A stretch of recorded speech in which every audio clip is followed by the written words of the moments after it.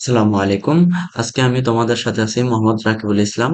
আজকে তোমাদের সাথে বাংলাদেশ কৃষি বিশ্ববিদ্যালয়ের 2018-19 সেশনের ভর্তি পরীক্ষায় যে প্রশ্নপত্রটি ছিল সেই প্রশ্নপত্রের পদার্থবিজ্ঞান, রসায়ন এবং গণিত অংশটি নিয়ে তোমাদের সাথে আলোচনা করব এবং প্রত্যেকটি প্রশ্ন ধরে ধরে হ্যান্ড ক্যালকুলেশন সহ বুঝিয়ে দিব এবং অ্যানালাইসিস করে দিব কোন ধরনের প্রশ্নগুলো তোমাদের জন্য ইম্পর্টেন্ট।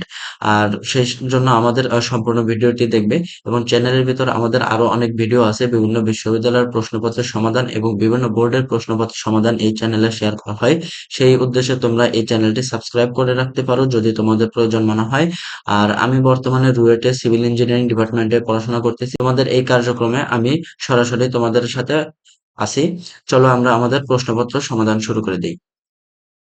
দেখো, আমি প্রথমেই তোমাদের সাথে পদার্থবিজ্ঞানের প্রশ্নগুলো নিয়ে আলোচনা করব। পদার্থবিজ্ঞানের প্রথম প্রশ্নটা দেওয়া আছে, একটি রেফ্রিজারেটর শীতল তাপাদার থেকে 450 জুল তাপ গ্রহণ করে, তাহলে আমাদের গৃহীত তাপ Q1 সমান 450 জুল এবং উষ্ণ তাপাদারে 600 জুল তাপ শক্তি বর্জন করে, তাহলে Q2 সমান 600 জুল। তাহলে আমরা কি জানি? আমরা জানি রেফ্রিজারেটরের কার্য সম্পাদন সহগ K সমান আমরা জানি গৃহীত তাপ ডিভাইডেড বাই কৃত কাজ। তাহলে এটা হবে আমাদের Q1 divided by Q2 minus Q1। ঠিক আছে? তাহলে Q1 আমাদের কত আছে? 450 joule divided by Q2 minus Q1, মানে 600 মাইনাস 450, অর্থাৎ 450 ডিভাইডেড বাই 150 জুল হবে। এটাকে 450 কে ভাগ করলে আমাদের 3 হয়, অর্থাৎ 3 হবে আমাদের উত্তর। কার্য সম্পাদন সহগ 3 হয়। এটার কোনো একক নাই। 2 নম্বর প্রশ্নটা আসো। 2 নম্বর প্রশ্নটা বলছে 100 ওহম রোধের একটি গ্যালভানোমিটার 10 মিলি অ্যাম্পিয়ার তড়িৎ প্রবাহ নিরাপদে গ্রহণ করতে পারে। তাহলে আমাদের গ্যালভানোমিটারের রোধ কত দেওয়া আছে? জি সমান দেওয়া আছে 100 ওহম। ঠিক আছে? তা এবং গ্যালভানোমিটারের মধ্যে দিয়ে তড়িৎ প্রবাহ আইজি দেওয়া আছে 10 মিলি অ্যাম্পিয়ার, অর্থাৎ 10 ইন্টু 10⁻³ অ্যাম্পিয়ার। ঠিক আছে? এখন নিরাপদে গ্রহণ করতে নিরাপদে গ্রহণ করতে 10 অ্যাম্পিয়ার তড়িৎ প্রবাহ মাপার জন্য কত রোধের শান্ট প্রয়োজন? তাহলে আমাদের তড়িৎ প্রবাহ কত? তড়িৎ প্রবাহ অর্থাৎ পুরো বর্তনীর তড়িৎ প্রবাহ 10 অ্যাম্পিয়ার। তাহলে আমাদের শান্ট জানতে চাইছে। এখন এখানে আমাদের কত গুণ তড়িৎ প্রবাহ বাড়াতে বলছে? তাহলে আইজি এন সমান আমরা কি জানি? আই ডিভাইডেড বাই আইজি, তাই তো? আমরা একটা সূত্র পড়ে আসছি না? তাহলে আই সমান আমরা জানি হচ্ছে এখানে 10 দেওয়া আছে এবং আইজি দেওয়া আছে 10 ইন্টু 10⁻³ তাহলে 10 এবং 10 কাটা গেল, তাহলে 1000 হইলো। ঠিক আছে? 1000 গুণ বৃদ্ধি করতে বলা হয়েছে। তাহলে এখন শান্টের জন্য আমরা সূত্র জানি, শান্ট সমান G divided by N minus one, G divided by N minus one. তাহলে জি কত? আমাদের জি হচ্ছে এখানে 100 ওহম এবং এন কত পাইলাম আমরা? 1000 মাইনাস ওয়ান, অর্থাৎ 100 ডিভাইডেড বাই 999। এখন এই 999 কিন্তু প্রায় 1000-এর কাছাকাছি, তাই না? 1000-এর কাছাকাছি না, তাই আমরা 1000 100 ডিভাইডেড বাই 1000ই লিখবো। ঠিক আছে? হিসাবের সুবিধার্থে তাহলে এটা সমান আমাদের 1/10 হয়, অর্থাৎ এটা 0.1 হয়। ঠিক আছে? আশা করি বুঝতে পারছো। এই ছোট্ট ক্যালকুলেশনটা যেন সংক্ষেপে সুন্দরভাবে করা যায় সেই কারণে আমরা ওটাকে 999 কে 1000 ধরে নিছি, কারণ খুবই কিন্তু কাছাকাছি মান।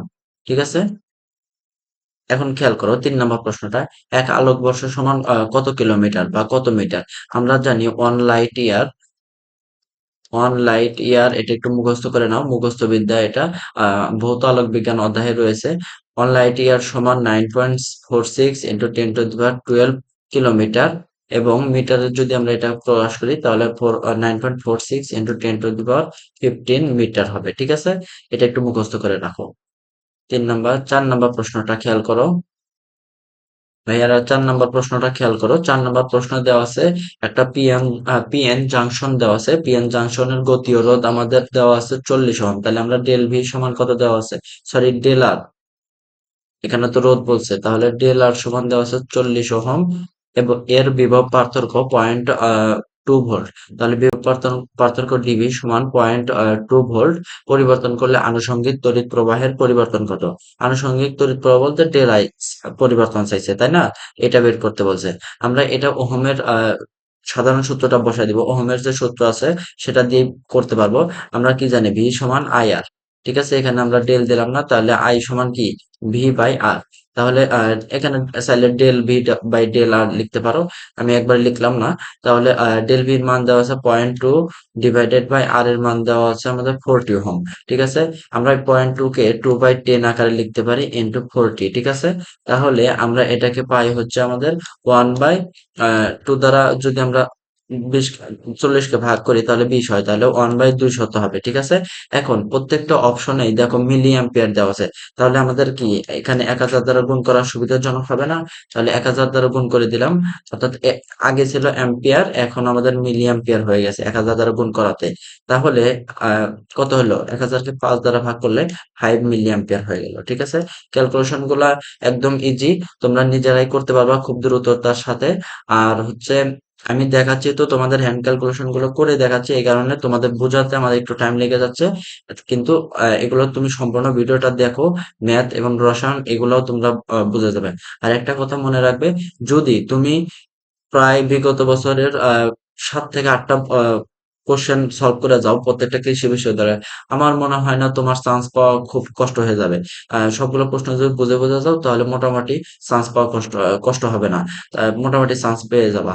তাই সবগুলো প্রশ্ন সমাধান করে যাও। তুমি আমার ভিডিও দেখো আর যার ভিডিও দেখো না কেন, তুমি অন্তত তোমার নিজের স্বার্থের জন্য, নিজের উপকারের জন্য যার ভিডিও ভালো লাগে তার ভিডিও দেখে তুমি সমাধান করে যাও, এতে তোমার অনেক উপকার হবে। আসো এবার 5 নম্বর প্রশ্নটার সমাধান করি।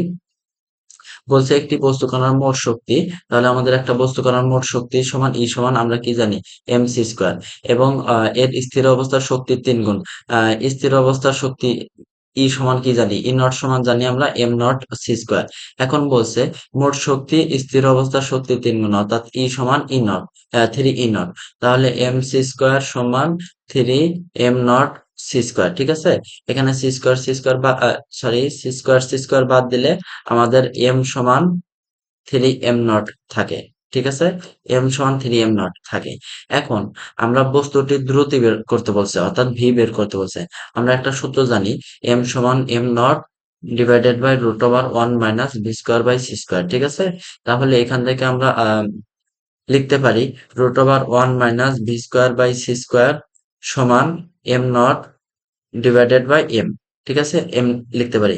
এখন আমরা মানটা বসায় দিব, স্কোয়ার করে দিব সাথে, 1 - V square by C square সমান এম নট এর মান হচ্ছে, হ্যাঁ sorry sorry sorry, M M naught বসালাম ডিভাইডেড বাই এম এর মান আমরা পাইছি 3 এম নট, তার উপর স্কোয়ার, কারণ আমরা স্কোয়ার করে দিছি, বর্গটা সরাই দিছি।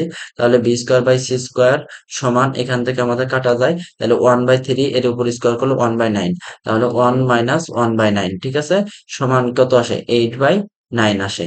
এখন এই ক্যালকুলেশনটা এখান থেকে আমরা ভি সমান কি পাই, তাহলে ভি স্কোয়ার সমান পাই 8 c² / 9, 8 c² / 9। তাহলে বি সমান পাই আমরা 2√2 c/3, অর্থাৎ 8 কে যদি আমরা রুট করি তাহলে 2√2 আসে, অর্থাৎ বি সমান 2√2 c/3, যেটা গ নম্বর অপশনে উত্তর রয়েছে।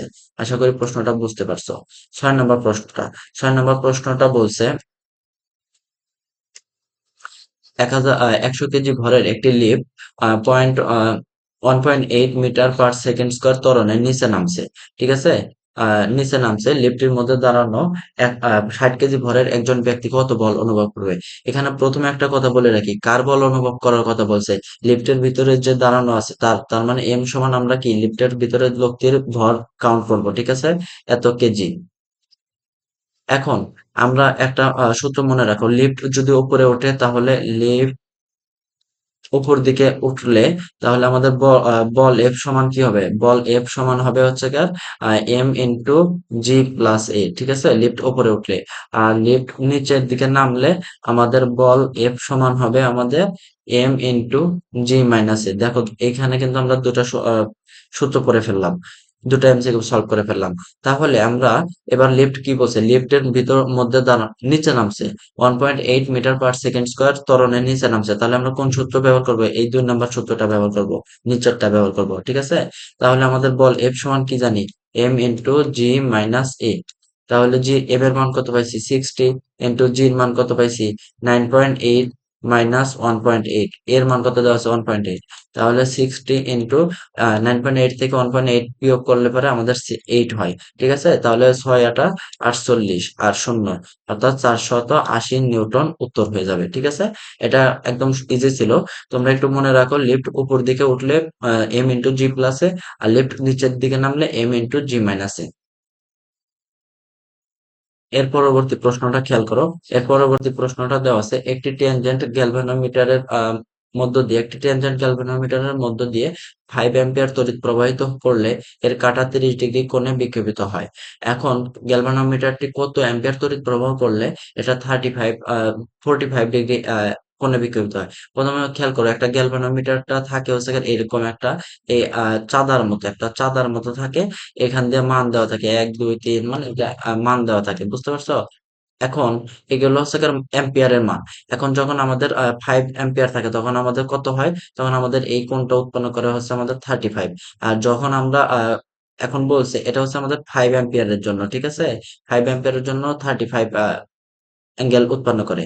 আর তাহলে আমাদের 45, সরি 45 এত বড় না, 45 অ্যাঙ্গেল উৎপন্ন করলে, না এই মনে করো আর কি পুরাটা 45, তাহলে এখানে 45 ডিগ্রি উৎপন্ন করবে কত অ্যাম্পিয়ার তড়িৎ প্রবাহ করা হলে?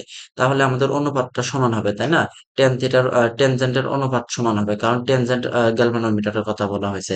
তাহলে আমরা কি লিখতে পারি? I1 ডিভাইডেড বাই I2 সমান tan theta one divided by tan theta two লেখা যায়। তাহলে আমাদের কি বের করতে বলছে? I2 বের করতে বলছে, তাই না? তাহলে I2 সমান আমরা পাই I1 into tan theta two, I1 into tan theta two divided by tan theta one. ঠিক আছে, তাহলে I1 এর মানটা কত? I1 এর মান পাইছি আমরা 5 অ্যাম্পিয়ার। টেন থিটা টুর মান কত? থিটা টু তো হচ্ছে আমাদের 45 ডিগ্রি, এবং টেন থিটা ওয়ান এর মান কত পাইছি? থিটা ওয়ান এর মান আমরা পাইছি 35 ডিগ্রি। দেখো, আমি কিন্তু সব বলে দিয়েছি এখানে। এটা হচ্ছে কার ওয়ান, আর এটা হচ্ছে দ্বিতীয় ক্ষেত্রে, এটা হচ্ছে ফার্স্ট কেস, এটা হচ্ছে সেকেন্ড কেস। ঠিক আছে, তাহলে 5 ইন্টু 1 ডিভাইডেড বাই 1/√3, এটাকে যদি আমরা উল্টে দেই, তাহলে ভাগাক করে দেই, তাহলে 5√3 উত্তর হয়ে যাবে। ঠিক আছে, 5 ইন্টু √3 অ্যাম্পিয়ার উত্তর হয়ে যাবে। বেশ সুন্দর একটা প্রশ্ন দিয়েছে। গ্যালভানোমিটার যারা এটা পড়েছো তোমরা এটা জানতে পারবে, জেনে থাকবে এটা। 8 নম্বর প্রশ্নটায় আসো। 8 নম্বর প্রশ্ন বলছে, একটি লিভারের দৈর্ঘ্যের সাথে 35 ডিগ্রি কোণে 10 কেজি মিটার পার সেকেন্ড মানের ভরবেগ ক্রিয়াশীল। এখন লিভারের কৌণিক ভরবেগ 5 kg metre square per second হলে এর দৈর্ঘ্য কত হবে? আসলে এখানে আমাদের কি দেওয়া আছে? আমাদের একটা অ্যাঙ্গেল দেওয়া আছে থিটা সমান 30 ডিগ্রি। তারপর আমাদের ভরবেগ দেওয়া আছে পি সমান হচ্ছে আমাদের 10 কেজি মিটার পার সেকেন্ড দেওয়া আছে, এবং কৌণিক ভরবেগ এল দেওয়া আছে 5 kg metre square per second. এখন এর দৈর্ঘ্য বের করতে বলছে। দৈর্ঘ্য সমান আমরা আর ধরে রাখলাম। এখন কৌণিক ভরবেগ এল সমান কি জানি আমরা? আর পি সাইন থিটা, এটা তো আমরা জানি, তাই না? টর্কের ওইখান থেকে আমরা পড়ে আসছি, কৌণিক ভরবেগ এল সমান আর পি সাইন থিটা। তাহলে আমাদের বের করতে হবে আর। তাহলে আর সমান কি লেখা যায়? L divided by P sine theta, L divided by P sine theta. তাহলে আমরা মানগুলো বসা দিব। এল এর মান দেওয়া আছে, কৌণিক ভরবেগ কিন্তু এল, এখানে কিন্তু দৈর্ঘ্য এল না। কৌণিক ভরবেগ এল এর মান দেওয়া আছে 5, আর পি এর মান দেওয়া আছে 10 ইন্টু সাইন থিটা, সাইন কত ডিগ্রি? 30 ডিগ্রি। তাহলে 5/2 হলো, আর সাইন 30-র মান কত? 1/2 ইন্টু 1/2, অর্থাৎ এটা 1 হয়ে যাবে, অর্থাৎ 1 মিটার হয়ে যাবে। সাইন 30-র মান হাফ না, তাহলে এটা 1 হয়ে যাবে। ঠিক আছে, 8 নম্বর হলো। 9 নম্বর প্রশ্নে আসুন। 9 নম্বর প্রশ্নটা হ্যান্ড ক্যালকুলেশন একটু করতে হবে, একটু খেয়াল রেখুন, না হলে বুঝতে পারবা না। 9 নম্বর প্রশ্ন বলছে, তিনটি গ্যাস অণুর বেগ V1 কত দেওয়া আছে? 25 মিটার পার সেকেন্ড। তারপর V2 দেওয়া আছে 30 metre per second, and V3 দেওয়া আছে 35 মিটার পার সেকেন্ড। এখন বলছে তাদের মূল গড় বর্গবেগ কত? তার মানে আমাদের সিআরএমএস বেগ বের করতে বলছে। তাহলে সিআরএমএস বেগ সমান আমরা কি জানি? V1 এর স্কোয়ার প্লাস V2 এর স্কোয়ার প্লাস V3 এর square divided by three. Three কেন? কারণ তিনটা বেগ আছে, যদি 5টা বেগ থাকতো তাহলে 5 দ্বারা ভাগ করতাম। এবার আসলে আমরা ক্যালকুলেশনটা করে ফেলি। তাহলে আমাদের মানটা বসা দিব 25 এর স্কোয়ার প্লাস 30 এর স্কোয়ার প্লাস 35 এর স্কোয়ার ডিভাইডেড বাই থ্রি। তাহলে আমরা লিখতে পারি 25 কে স্কোয়ার করলে 625, 30 কে স্কোয়ার করলে 900, আর 35 কে স্কোয়ার করলে 1225। এটা তোমরা একটু মুখস্থ রাখতে হবে। মুখস্থ না রাখলেও এটা একটু করে বের করবা, তাহলে ডিভাইডেড বাই 3। এখন আমরা এটা করলাম, এটা উপরে যোগ করে দিলাম, 625 আর 1225 যোগ করলে 1850 হয়। 1850 এবং 900 যোগ করলে 2750 হয়। ঠিক আছে, 2750 ডিভাইডেড বাই 3। তাহলে 2750 ডিভাইডেড বাই 3 রুট ওভার, দেখো এখানে ভাগ করা যায় 9, তারপর হচ্ছে 9, তারপর হচ্ছে 50 কে 16, 3 দ্বারা ভাগ করলে 16 দশমিক সামথিং আসে। মনে করো তুমি 916 আসছে। এখন 30 কে ভাগ করলে 30 কে স্কোয়ার করলে যদি আমাদের আহ 900 আসে, তাহলে 916 কে রুট করলে অবশ্যই 30 দশমিক সামথিং আসবে। 30 দশমিক সামথিং আসবে। তাহলে এখানে 30 দশমিক সামথিং একটাই প্রশ্ন আছে, সেটা হচ্ছে 9 এর ঘ নাম্বার প্রশ্নটাতে আছে। ঠিক আছে, এখন 10 নম্বর প্রশ্নটা বলছে 3 কেজি ভরের, খেয়াল করো, 3 কেজি ভরের একটি গতিশীল কণার গতিবেগ দেওয়া আছে ভি সমান দেওয়া আছে 2i cap plus 2j cap minus k cap. এখন কণার অবস্থান ভেক্টর দেওয়া আছে i cap plus j cap. এখন মূল বিন্দুর সাপেক্ষে এর কৌণিক ভরবেগ, দেখো কৌণিক ভরবেগ সমান আমরা কি জানি, কৌণিক ভরবেগ এল সমান জানি আর ভেক্টর আর ক্রস ভেক্টর পি। ঠিক আছে, এখন এই ভেক্টর পি সমান কি জানি আমরা, ভরবেগ, তাই না? তাহলে ভর গুণন বেগ, বেগ কত আমাদের, ভেক্টর বি। তাহলে আমাদের আরটা, এই এমটা বাইরে নিলাম। এখন হচ্ছে আর ক্রস ভি লেখা যায়। ঠিক আছে, এখন আর ক্রস ভি, এম এর মান কত, 3 বসালাম। আর এর মান কত দেওয়া আছে, আর এর মান দেওয়া আছে হচ্ছে i cap plus j cap cross V, ভির মান কত দেওয়া আছে, 2i cap plus 2j cap minus k cap. ঠিক আছে, তাহলে এখন আমরা ক্রস গুণফল করব, এই দুটো আমরা গুণফল করব। আর না, আগে আমরা এই থ্রিটা ভিতরে গুণ করে দেই, তাহলে 3i cap plus 3j cap into 2i cap plus 2j cap minus k cap. ঠিক আছে, তাহলে আমরা ক্রস গুণফল করি, ক্রস গুণফল করলে i cap, j cap, k cap, তারপর হচ্ছে আমাদের 3 3 0। কেন 0? কারণ আমাদের এখানে কোনো কে নাই, কে ক্যাপ নাই। ঠিক আছে, এখন পরেরটা বসায় 2 2 - 1। এখন বসালে এটা সমান আমাদের কত, -3 - 3i ক্যাপ আসে। ঠিক আছে, -3i ক্যাপ, তারপর আমাদের জে ক্যাপের ক্ষেত্রে -j ক্যাপ, তাহলে এই 3 × -1, তাহলে -3, 2 × 0 অর্থাৎ হচ্ছে -3j ক্যাপ। এখন মাইনাসে মাইনাসে +3j ক্যাপ হবে। ঠিক আছে, এটা তোমরা যারা পারো নির্ণয় করতে, তারা ইজিলি করতে পারবে, আমার চেয়ে বেশি ফাস্ট হয়ে থাকবা। এখন কে ক্যাপের ক্ষেত্রে আমাদের এই দুটা গুণ করবে, এই দুটা গুণ করে বিয়োগ করে দেবো, তাহলে 3 × 6 মাইনাস 3 × 6 0, তাহলে 0 কে ক্যাপ, যেটা কিনা অপশনে একটাও নাই, তাই মনে হচ্ছে। কিন্তু দেখো তো ক নম্বর অপশনটার সাথে মিলে যাচ্ছে না, -9i cap plus 9j cap. সম্ভবত এখানে উত্তরটা আহ এখানে 9i, সম্ভবত না, আমরা তো করেই বের করলাম, -3i cap plus 3j cap উত্তরটা হবে। এখানে সম্ভবত 3-র জায়গায় টাইপ মিস্টেক করে 9 তুলে ফেলছে, এটাই মনে হয় এখানে একটু ভুল করে ফেলেছে। তাছাড়া বাকি সবকিছু ঠিক আছে, এখানে হয়তো টাইপ মিস্টেক হয়েছে। 11 নম্বর প্রশ্নটা খেয়াল করো। 11 নম্বর প্রশ্নটা বলছে একটি হাত ঘড়ির সেকেন্ডের কাটার দৈর্ঘ্য 1.7 সেন্টিমিটার। তাহলে আমাদের সেকেন্ডের কাটার দৈর্ঘ্য সমান আর কত দেওয়া আছে, আর দেওয়া আছে হচ্ছে 1.7 সেন্টিমিটার। এটাকে আমরা যেহেতু উত্তরগুলো সবগুলো সেন্টিমিটার পার সেকেন্ড আছে, তাই আমরা সেন্টিমিটারে রাখবো। তাও কিন্তু আমরা এটাকে ভগ্নাংশ আকার লিখে ফেলবো, দশমিক আকারতে ভগ্নাংশ আকার লিখবো। ঠিক আছে, তাহলে 17/10। এখন রৈখিক বেগ বের করতে হচ্ছে, তাহলে রৈখিক বেগ ভি সমান কি জানি, ওমেগা আর। ঠিক আছে, তাহলে ওমেগা সমান আমরা কি জানি, 2π/t ইন্টু আর। এখন একটা ঘড়ির ক্ষেত্রে খেয়াল করো, একটা ঘড়ি সেকেন্ডের কাঁটায় এই 12 থেকে শুরু করে tick tick tick tick tick করে এখান থেকে বা 1 মিনিট অতিক্রম করে এখানে আসে। ঠিক আছে, 1 মিনিট অতিক্রম করে এখানে আসে, অর্থাৎ আমাদের 60 সেকেন্ড সময় ব্যয় হয়। তাহলে আমাদের 2π/60, অর্থাৎ 60 সেকেন্ড ব্যবহার করবো পর্যায়কাল। আর এর মান দেওয়া আছে 17/10। ঠিক আছে, তাহলে আমরা একটু ভাগ করি, 2 দ্বারা যদি আমরা 30-কে ভাগ করি, আমাদের 60-কে ভাগ করি, তাহলে 30 হয়। তাহলে 17π/30 × 10, এটাকে আমরা চাইলে 17 × 3.1514 3 × 100 লেখা যায়। ঠিক আছে, এই যে এটাকে 3 × 100 লেখা যায়। এখন 3 × 100 যদি লিখি, এইটা আর এটা তো আমরা চাইলেই ভাগ করে দিতে পারি, কারণ প্রায় কাছাকাছি মান আসবে, ওয়ানের কাছাকাছি মান আসবে। তাহলে আমাদের 17 ÷ 100 থাকলো। এটা সমান আমরা কি লিখতে পারি, 1.17 সেন্টিমিটার পার সেকেন্ড। এটা লেখা যায় না বেগ?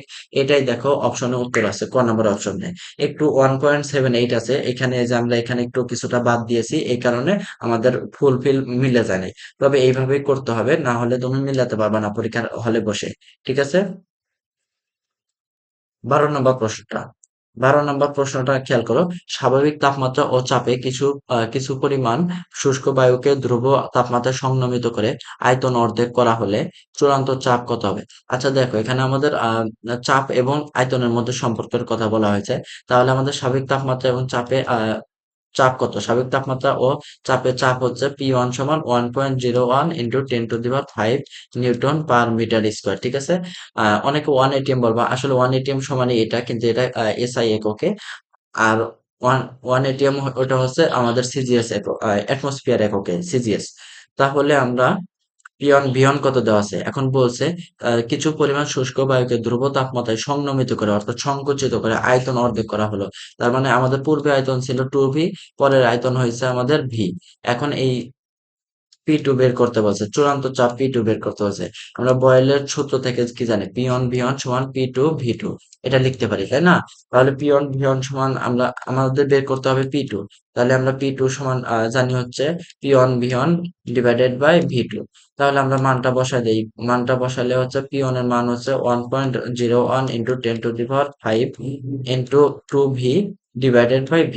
তাহলে এই ভি আর ভি কাটা গেল, আমাদের থাকলো হচ্ছে, হইলো হচ্ছে 2.02 ইন্টু 10⁵ এত newton metre square, newton per metre square. ঠিক আছে, এটা আমাদের উত্তর হবে, যেটা ঘ নাম্বার অপশনে রয়েছে। এরপর দেখো আমাদের 13 নম্বর প্রশ্নটা। 13 নম্বর প্রশ্নটা বলছে একটি 2 কেজি ভরের একটি বস্তু 3 মিটার উচ্চতা থেকে পড়ে তাপে রূপান্তরিত হলো, তাপের পরিমাণ কত হবে? এখানে আমাদের তাপের রূপান্তর, আমাদের 3 কেজি ভরের একটা বস্তু যদি মাটিতে পতিত হয় বা ভূমিতে পতিত হয়, তাহলে আমাদের মোট সঞ্চিত শক্তি পরিমাণটা আমাদের তাপে পরিণত হবে, তাপ শক্তিতে পরিণত হবে। তাহলে আমরা এখানে ইপি সমান mgh লিখতে পারি। mgh এটাই আমাদের তাপে পরিণত হয়েছে, এটাই সমান এইচ হবে। ঠিক আছে। তাহলে আমরা এইচ সমান কি লিখতে পারি, এম কত, 2 ইন্টু জির মান আমরা 10 ধরবো, ইন্টু কারণ 9.8 দ্বারা ভেজাল হয়ে যাবে ক্যালকুলেশন করা, যেহেতু অপশন উত্তর গুলো একটু দূরে দূরে আছে, তাই 10 ধরলে সমস্যা হবে না। তাহলে 2 × 10 ইন্টু এইচ এর মান দেওয়া আছে 3 মিটার। তাহলে এটা আমাদের কত হয়, এটা আমাদের 10 × 2 = 20, 20 × 3 = 60 হয়। এখন 60 জুল হলো। এখন আমরা জুল থেকে যদি ক্যালোরিতে নিতে চাই, তাহলে আমাদের কি করতে হয়, 4.2 দ্বারা 4.2 দ্বারা ভাগ করতে হয়, তাই না? তাহলে জুল থেকে ক্যালোরিতে নিতে গেলে 4.2 দ্বারা ভাগ করা লাগে, অর্থাৎ 4.2 দ্বারা যদি ভাগ করি, তাহলে 42 × 10, অর্থাৎ এইভাবে আমাদের ভাগটা করে ফেলতে হয়। ঠিক আছে। হ্যাঁ, খেয়াল করো। তাহলে আমাদের এটা হইলো আমাদের 600 ডিভাইডেড বাই 42। ঠিক আছে। এখন 600 কে যদি আমরা 42 দ্বারা ভাগ করি, তাহলে আমাদের কত আসে? 600 কে 42 দ্বারা ভাগ করলে প্রথমে 1 যায়। তাহলে 42 একে 42, এখানে থাকলে 18। তারপর আমাদের শূন্য কেটে নিয়ে আসলাম। তাহলে আমাদের 42 180 এর ভিতর কয়বার যায়? 40, 4 বার যায় অবশ্যই। কারণ 4 40 হচ্ছে গিয়ে 160, তাহলে 4 × 2 = 8, আর হচ্ছে 4 × 4 = 16, অর্থাৎ 168 হয়। হাতে কত থাকে? হাতে থাকে 2, 1, 12 থাকে। কিন্তু আমরা আর ক্যালকুলেশন করব না, কারণ আমাদের কাঙ্ক্ষিত অপশন গুলোর মধ্যে 14 আছে, 14.01, এটাই আমরা উত্তর বিবেচনা করে নিব। ঠিক আছে। এরপরের প্রশ্নটা খেয়াল করো। 14 নম্বর প্রশ্নটা বলা হয়েছে সমপরিমাণ দুটি তেজস্ক্রিয় পদার্থ। খেয়াল করো, এখানে কিন্তু দুটা তেজস্ক্রিয় পদার্থের কথা বলা হয়েছে। সমপরিমাণ দুটি তেজস্ক্রিয় পদার্থের মধ্যে একটি অর্ধায়ু 10 দিন এবং অপরটির অবক্ষয় ধ্রুবক। অবক্ষয় ধ্রুবক মানে কি, ল্যামডা দেওয়া আছে 0.03465 পার ডে। এত ল্যামডা দেওয়া আছে। 40 দিন পর দ্বিতীয় পদার্থটির কত অংশ অবশিষ্ট থাকবে? তাহলে আমাদের টাইম কত দেওয়া আছে? 40 দিন। তাহলে কত অংশ অবশিষ্ট থাকবে, মানে n divided by n naught চাইছে। ঠিক আছে। এটাই তো আমাদের চাইছে, তাই না? মানে এন হচ্ছে অবশিষ্ট পরিমাণ আর এন নট হচ্ছে আদি পরিমাণ, তাহলে এটাই তো অংশ বোঝায়। শতাংশ তো অংশ দ্বারা তো এন বাই এন নটই বোঝায়, তাই না? এখন দেখো আমরা একটা শর্টকাট সূত্র এর আগের ভিডিও গুলোতেও আমি দেখাই দিয়েছি। Two to the power T divided by T half সমান N naught divided by N, এটা লেখা যায়, ঠিক আছে? N naught divided by N. তাহলে আমাদের এখানে টি হাফ দরকার, টি তো আছে, এন নট বাই এন এটা তো আমরা বেরই করব, আর টি হাফ দরকার, কিন্তু আমাদের ল্যামডা দেওয়া আছে। এখন ল্যামডা থেকে আমরা কি জানি, টি হাফ সমান কি জানি, টি হাফ সমান 0.693 ডিভাইডেড বাই ল্যামডা, তাহলে 0.03445। তাহলে এটা সমান আমরা লিখতে পারি চাইলে 0.693 ডিভাইডেড বাই 10 ইন্টু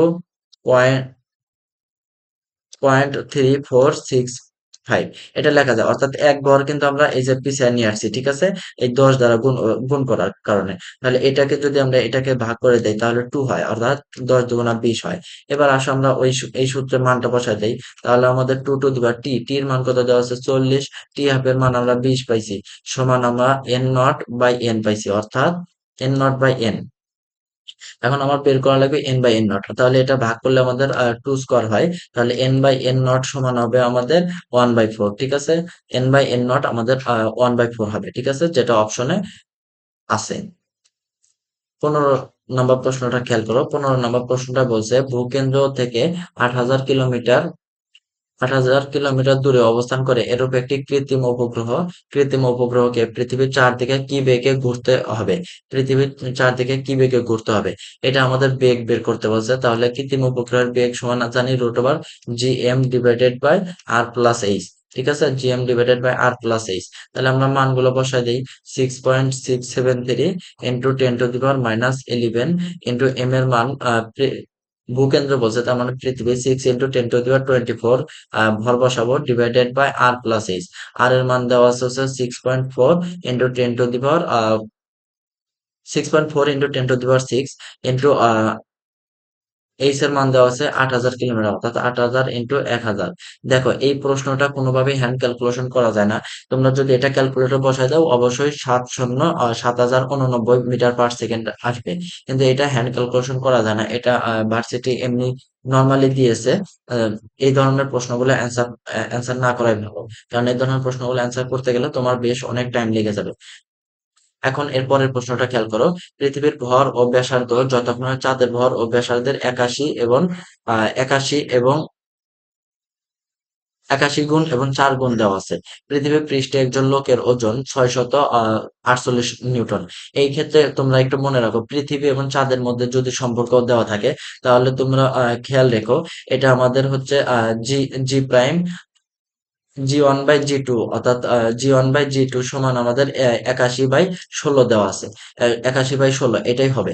তোমরা এটি একটু মুখস্থ করে নাও। G1/G সমান হচ্ছে G1/G2 সমান হচ্ছে গিয়ে আমাদের 81/16। এখন G1টা আমাদের পৃথিবীতে আমাদের অভিকর্ষ ত্বরণ, G2 টা আমাদের চাঁদে, এটা হচ্ছে আমাদের পৃথিবীতে আর্থ, অ্যান্ড এটা G2 হচ্ছে আমাদের মুন, চাঁদে অভিকর্ষ ত্বরণ মুন এম। তাহলে আমরা খেয়াল করো, এটা তোমরা মুখস্থ করে রাখবা 81/16। এখন আমাদের বলছে ও পৃথিবীর পৃষ্ঠে একজন লোকের ওজন 648 নিউটন। তাহলে আমরা কি জানি, W1/W2 জানি, M G1/G2, MG2, ঠিক আছে। তাহলে এম আর এম তো কাটা গেল, তাহলে আমাদের ডাব্লু ওয়ান মান দেওয়া আছে 648 ডিভাইডেড বাই ডাব্লু টু আমরা মান বের করবো। বলছে লোকটি চাঁদে গেলে কত ওজন হারাবে, তাহলে আগে চাঁদের ওজনটা বের করে ফেলি, তারপরে আমরা ওজন হারানোটা বের করতে পারবো, ঠিক আছে। তাহলে চাঁদের ওজন হচ্ছে ডাব্লু টু, তাহলে এটা আমাদের কত 81/16 লিখতে বলছিলাম। তাহলে ডাব্লু টু সমান আমরা কত পেলাম, ডাব্লু টু সমান আমরা পেলাম 648 গুণন 16 ডিভাইডেড বাই 81। এটা সমান আমরা লেখা যায় 81 দ্বারা এই 648 কে ভাগ করলে আমাদের 8 আসে। তোমরা একটু ভাগ করে দেখো 8ই আসবে। তাহলে 8 গুণন 16, তাহলে এটা আবার 128 নিউটন আসে, ঠিক আছে। অর্থাৎ চাঁদে এই লোকের ভর 128 হবে, ঠিক আছে। চাঁদে এই লোকের ভর 128 হবে। এখন কথা হচ্ছে, হ্যাঁ 128 হবে। এখন বলছে লোকটি চাঁদে গেলে কতটুকু ওজন হারাবে, তাহলে হারানো ওজন সমান কি, W1 - W2 না? তাহলে W1 কত? 648 মাইনাস হচ্ছে W2 হচ্ছে আমাদের 128। এটা বিয়োগ করলে আমাদের 520 নিউটন আসবে। ঠিক আছে, এটা উত্তর হবে। ঠিক আছে, এটা উত্তর হবে। এটা একটু কঠিন মনে হতে পারে, কিন্তু কঠিন না। একটু খেয়াল করো, চাঁদ এবং পৃথিবীর সম্পর্ক দেওয়া থাকলে তুমি কি ধরে নেবা?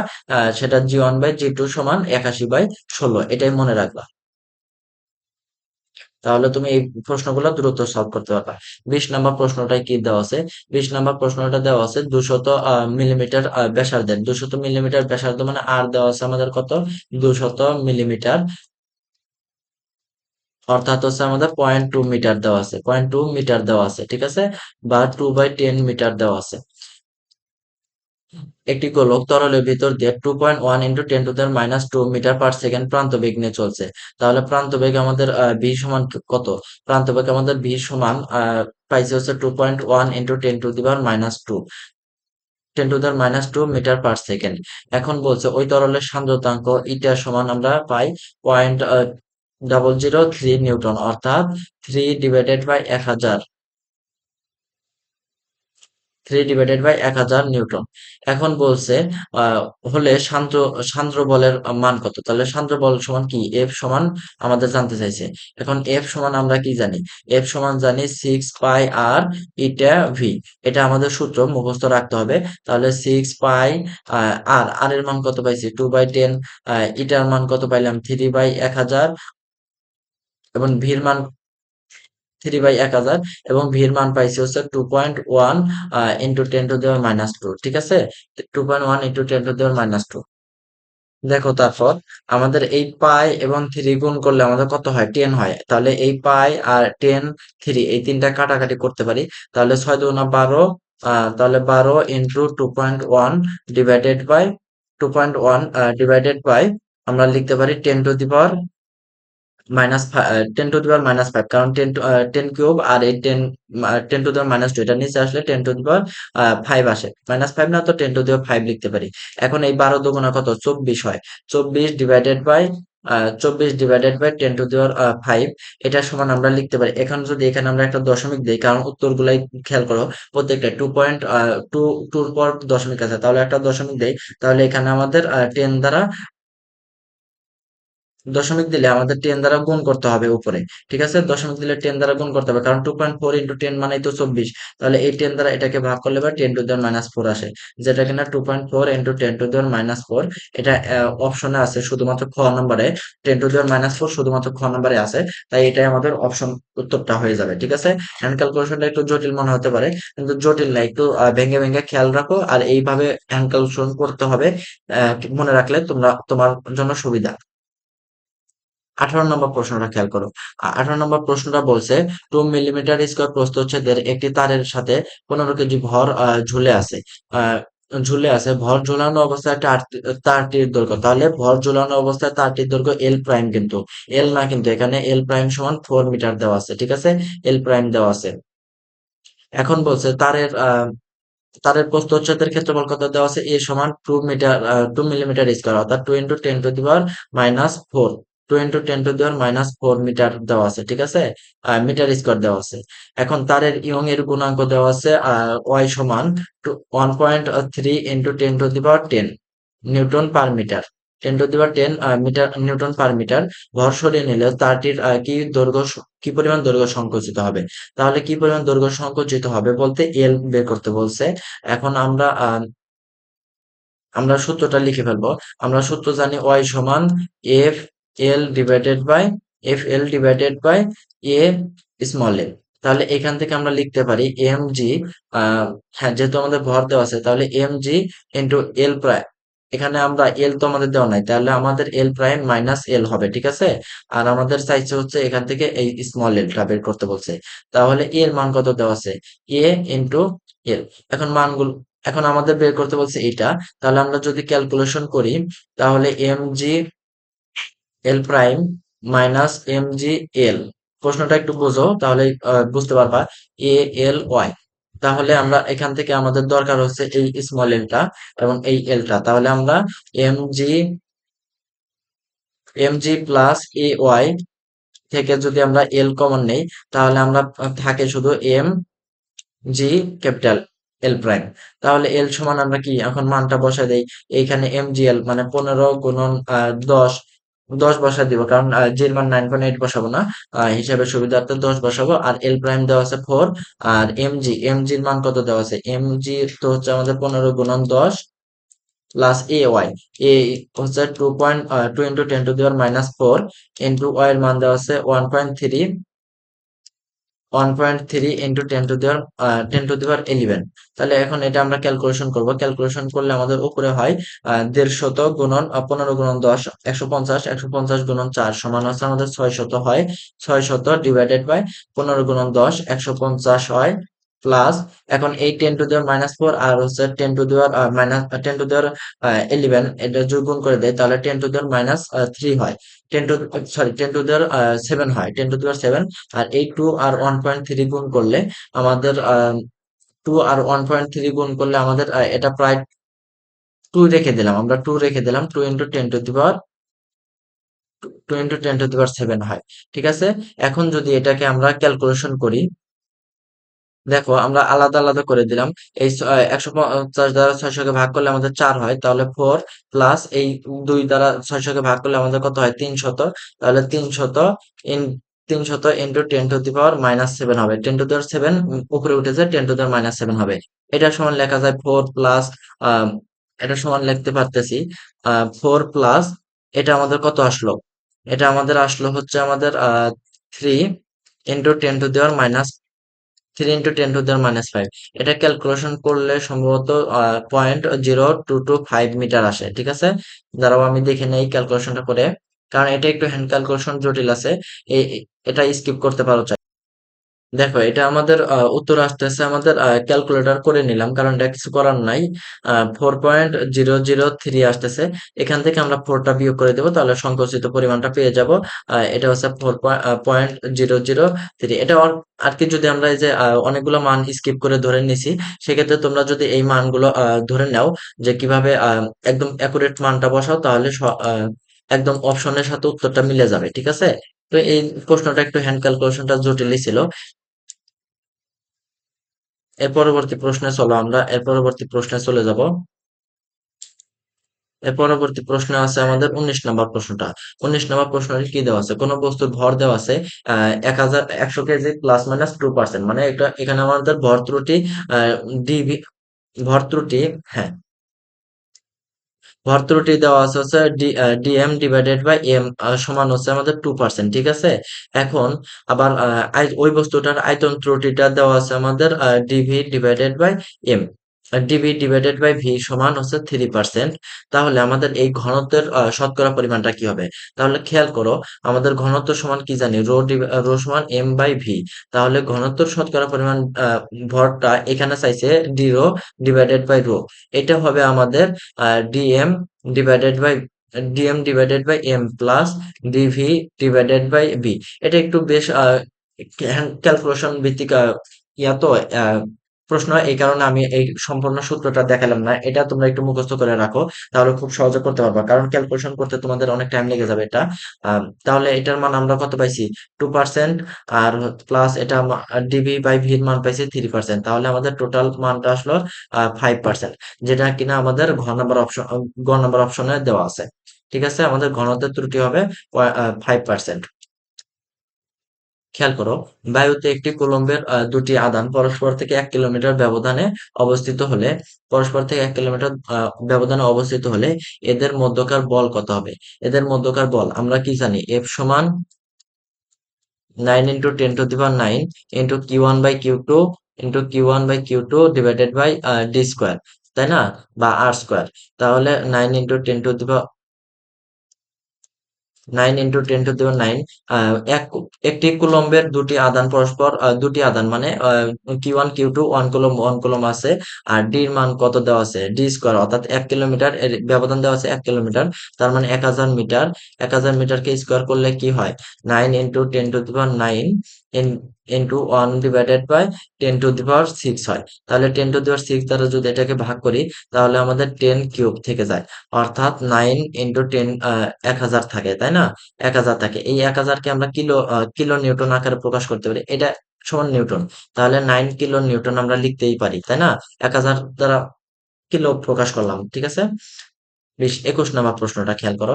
21 নাম্বার, আমরা আমাদের ফিজিক্স পার্টটা শেষ হয়ে গেল। এখন আমরা ম্যাথ পার্টে চলে আসলাম। ম্যাথ পার্টটা তোমাদের ধরে ধরে দেখাবো প্রত্যেকটা অঙ্ক। দেওয়া আছে লিমিট এক্স টেন্স টু, কি দেওয়া আছে? Limit x tends to zero A to the power x minus one divided by x. এখন এখানে দেখো জিরোর মান যদি আমরা বসাই দিই তাহলে কি আসে? A to the power zero minus one divided by zero, অর্থাৎ one minus one divided by zero, অর্থাৎ জিরো বাই জিরো আসতেছে। তাহলে আমরা এল হপিটাল রুলটা এখানে ব্যবহার করতে পারবো এমসিকিউ করার জন্য সুবিধার্থে। যেহেতু আমি এমসিকিউ সলভ করাচ্ছি, তাই আমরা এমসিকিউ এল হপিটাল রুলটা ব্যবহার করতেই পারি। তাহলে আমরা এল হপিটাল রুল কি, d dx of A to the power x minus one divided by ddx of x, অর্থাৎ লব এবং হরকে আলাদাভাবে আমরা ডিফারেন্সিয়েশন করবো। তাহলে A to the power X কে আমরা যদি ডিফারেন্সিয়েশন করি, আমাদের কি হয়? A to the power X into ln A minus zero divided by one হবে। এক্স কে এক্স দ্বারা ডিফারেন্সিয়েশন করলে ওয়ান হয়, যেটা কিনা উত্তর আছে A to the power X into ln A, ঠিক আছে? এখন দেখো এক্স এর মানটা তো আমাদের দেওয়া আছে, এক্স এর মান কত দেওয়া আছে? এক্স এর মান তো আমাদের বসায় দিতে হবে, এই যে এক্স এর মান জিরো দেওয়া আছে। তাহলে A to the power zero into ln A, ঠিক আছে? তাহলে এ টু দি পাওয়ার জিরোর মান ওয়ান ইন্টু লন এ সমান লন এ, যেটা কিনা খ নাম্বার অপশনের উত্তর আছে। আশা করি বুঝতে পারবেন। মানে প্রথমে আমরা এল হপিটাল রুলটা কি, লবকে এবং হরকে আলাদাভাবে ডিফারেন্সিয়েশন করব। আলাদাভাবে ডিফারেন্সিয়েশন করার পর এক্স এর মানটা বসায় দিব। বসায় দিলে যেটা আসবে সেটাই। তাহলে আমাদের A to the power x minus one কে ডিফারেন্সিয়েশন করলে A to the power X into ln A minus zero আসছে ডিভাইডেড বাই ওয়ান, ওয়ান আসছে। এটাকে এখানে আমরা এক্স এর মান জিরো বসানোর পর লন এ চলে আসছে, ঠিক আছে? ৬২ নাম্বার প্রশ্নটা, অনেকে বলবে শর্টকাট টেকনিক মনে রাখো। আসলে শর্টকাট টেকনিক মনে রাখা সম্ভব হয় না, কারণ এরকম তো একটা না, অনেকগুলো আছে। তাই আমরা ডিরেক্ট একদম 4 বার ডিফারেন্সিয়েশনই করে ফেলবো, ঠিক আছে? ওয়াই সমান কি আছে? X cube. চাইলে আমি তোমাদের শর্টকাট দেখাতে পারতাম, কিন্তু এটা তোমাদের জন্য ক্ষতিকর হয়ে যায়। তাহলে আমাদের ওয়াই ওয়ান সমান কি দেওয়া আছে? ওয়াই ওয়ান সমান কি হবে? X cube into one by x plus, এখানে ইউবি ফেলবো। তাহলে x cube divided by into one by x আর ln x into three x square, ঠিক আছে? তাহলে ভাগ করে কি হয়? X square plus three x square ln x, ঠিক আছে? এখন আমরা ওয়াই টু বের করবো। ওয়াই টুর মান কত পাইছি? ওয়াই টুর মান পাবো হচ্ছে এটা এক্স স্কোয়ার, তাহলে টু এক্স প্লাস, এখানে ইউবি ফেলবো, তাহলে three x square into one by x plus plus আমাদের six x into ln X হবে, ঠিক আছে? তাহলে আমরা এবার ওয়াই টু ফেলবো। ওয়াই টু হলো, এটা আমরা একটু ক্যালকুলেশন করে নেই। তাহলে এটা দ্বারা এটাকে ভাগ করলে আমাদের এক্স হয়। তাহলে three x plus two x অর্থাৎ ফাইভ এক্স হয়। Five x plus six x into ln x, ঠিক আছে? এখন আমরা ওয়াই থ্রি বের করবো। ওয়াই থ্রির মান আমরা এটা বের করলে ফাইভ হয়, প্লাস এখন এখানে আবার ইউবি ফেলবো। তাহলে six x into one by x plus six into ln x, ঠিক আছে? তাহলে এটা সমান লেখা যায় ফাইভ প্লাস এক্স এক্স কাটা দিলে তাহলে আমাদের ফাইভ এক্স এক্স কাটা দিলাম, তাহলে ফাইভ আর ইলেভেন, ফাইভ আর সিক্স মিলে eleven plus six into ln x হলো, ঠিক আছে? তাহলে ওয়াই ফোর সমান কি হবে? ওয়াই ফোর সমান আমাদের জিরো, ইলেভেন কে ডিফারেন্সিয়েশন করলে zero plus six into one by x plus ln x into zero, অর্থাৎ এটা আমাদের সিক্স বাই এক্স হবে। সিক্স বাই এক্স উত্তর হয়ে যাবে। ঘর নাম্বার অপশনটা আছে, যেটা কিনা তোমার করতে বড়জোর 1 মিনিট টাইম লাগবে, এর বেশি টাইম লাগার কথা না। একটু ফাস্ট হলে এর চেয়ে কম লাগতে পারে, 45 সেকেন্ড টাইমেও লেগে যেতে পারে। যদি এক্স এর মান এর মানের চেয়ে বড় হয়, আবার এর মানটাও শূন্যর চেয়ে বড় হয়, অর্থাৎ এক্স এবং এ উভয় ধনাত্মক, তাহলে integration of dx divided by X dx divided by X square minus A square সমান কি হবে? এটা একদম ডিরেক্ট সূত্র তুলে দিছে, one by A ln X minus A divided by x plus A. এটা একদম ডিরেক্ট সূত্র তুলে দিছে। এই সূত্রটা, এটা খ নাম্বার অপশনটা চলে আসছে, তাই খ নাম্বারটা উত্তর হয়ে যাবে, ঠিক আছে? ৬৪ নাম্বার প্রশ্নটা খেয়াল করো। ৬৪ নাম্বার প্রশ্নটা খেয়াল করার আগে এখানে ডিফারেন্সিয়েশন দেখতে পাচ্ছ, তবে আমাদের বিপরীত ত্রিকোণমিতি পড়ে রাখা উচিত। আমরা জানি tan inverse x plus cot inverse x সমান পাই বাই টু। এটা মুখস্থ রাখতে হবে। tan inverse x plus cot inverse x সমান পাই বাই টু, এবং tan ইনভার্স এক্স সমান cot ইনভার্স 1/x, ঠিক আছে, মানে উল্টায় দিলে ভিতরের মানটা উল্টায় দিলে পরে আমাদের ফাংশন চেঞ্জ হয়ে যায়, tan থেকে cot হয়ে যায়, ঠিক আছে। তাহলে আমাদের এখানে দেওয়া আছে tan inverse x cube divided by e to the power x plus tan inverse e to the power x divided by x cube.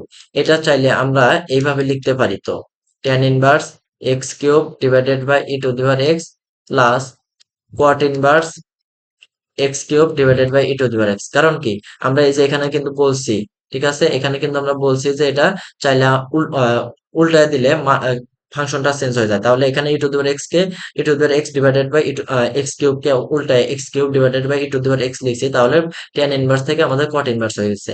এখন দেখো, এই পুরোটা যদি আমাদের এক্স হয়, এই পুরোটা যদি আমাদের এক্স হয়, তাহলে tan inverse x plus cot inverse x সমান কি পাইছি আমাদের পাই। তাহলে এটা সমান আমরা পাই পাইছি, ঠিক আছে। এখন ddx of pi by two, sorry pi by two পাইছি। তাহলে ddx of pi by two সমান কি আসবে, জিরো হবে না? কারণ পাই বাই টু তো একটা ধনাত্মক মান, একটা ধ্রুব সংখ্যা, তাহলে ধ্রুব সংখ্যাকে ডিফারেন্সিয়েশন করলে জিরো হয়ে যাবে। 65 নম্বর প্রশ্নটা চলে আসো। 65 নম্বর প্রশ্নটা দেওয়া আছে, একটু দেখা যাচ্ছে না, দাঁড়াও আমি নামাই দিচ্ছি। হ্যাঁ, 65 নম্বর প্রশ্নটা আছে হচ্ছে ইন্টিগ্রেশন অফ 0 থেকে 4 ফাংশন অফ এক্স ডিএক্স সমান 6 হলে ইন্টিগ্রেশন 3 - 1 থেকে 3 function of x plus 1 dx সমান কত হবে, এটা বের করতে বলছে। আমরা আগে একটা সূত্র পড়ে আসি। এ টু দি পাওয়ার, এখানে এ যদি থাকে, এখানে যদি বি থাকে, আর এখানে যদি ফাংশন অফ এক্স সমান ডিএক্স সমান যদি ধরো হচ্ছে পি থাকে, তাহলে আমাদের সূত্রটা হবে integration of B plus B plus sorry B minus কে এবং এ মাইনাস কে, অর্থাৎ লব এবং অর্থাৎ মান থেকে লোয়ার লিমিট এবং হায়ার লিমিট থেকে যে মানটা আমরা বিয়োগ করব, সেটা যদি এক্স এর থেকে আমরা এক্স এর সাথে আমরা যদি আবার যোগ করে দেই, তাহলে মানটা আমাদের অপরিবর্তিত থাকবে। খেয়াল করছো কি, এইখানে আমরা এই দুটাতে লোয়ার লিমিট এবং হায়ার লিমিটের যেটা বিয়োগ করছি, সেটা কিন্তু এক্স এর সাথে যোগ করছি। তাহলে এখানে আমরা প্রশ্নটা চলে আসো, এখানে এক্স এর সাথে আমরা কত যোগ করছি, ওয়ান যোগ করছি। তার মানে কি, আমাদের এক্স এর সাথে যদি ওয়ান যোগ করি, তাহলে আমাদের কি এটা থেকে আমাদের ওয়ান বিয়োগ করা, ওয়ান যোগ করছি, তার মানে এটা থেকে আমাদের ওয়ান বিয়োগ করা লাগবে, তাই না? 4 - 1 আর হচ্ছে 0 - 1, তাহলে আমরা কি পাইলাম? তাহলে ইন্টিগ্রেশন অফ -1 থেকে 3 function of x plus one, যেটা আমরা ওয়ান বিয়োগ করছি, তাই আমরা এখানে এক্স প্লাস ওয়ান দিব। এটার মান কি বলছিলাম, প্রথমে পি থাকলে পরবর্তীতেও পি থাকে, তাহলে প্রথমে আমাদের সিক্স আছে, পরবর্তীতেও আমাদের সিক্স উত্তর হবে, ঠিক আছে, যেটা সর্বশেষে অপশনটাতে আছে। 6 হবে, ঠিক আছে। বুঝে রাখো, লোয়ার লিমিট এবং হায়ার লিমিট থেকে যেটা বিয়োগ করবো সেটা ফাংশনের সাথে যোগ করবো, আবার যেটা লোয়ার লিমিট এবং হায়ার লিমিটের সাথে যোগ করবো সেটা ফাংশন থেকে বিয়োগ করে দিব, অর্থাৎ একটা আর একটার বিপরীত। এখন দেখো কি দেওয়া আছে, integration of integration of function of x dx সমান 1/2 ln A plus x divided by A minus x. খেয়াল করো, তাহলে এটা আমাদের integration of A function of x সমান ডিএক্স সমান 1/2 এর ln A plus x divided by A minus x, তাই না? এখন এটা তোমার বের করতে বলছে, অর্থাৎ এখানে কোন একটা ফাংশনকে ইন্টিগ্রেশন করলে এটা পাবো আমরা, ঠিক আছে, কোন ফাংশনকে ইন্টিগ্রেশন করলে এটা পাবো। এখন আমরা সূত্রগুলা, এটা তো আমাদের সূত্র, একটু আগেই তো আমরা এটা পড়ে আসছি।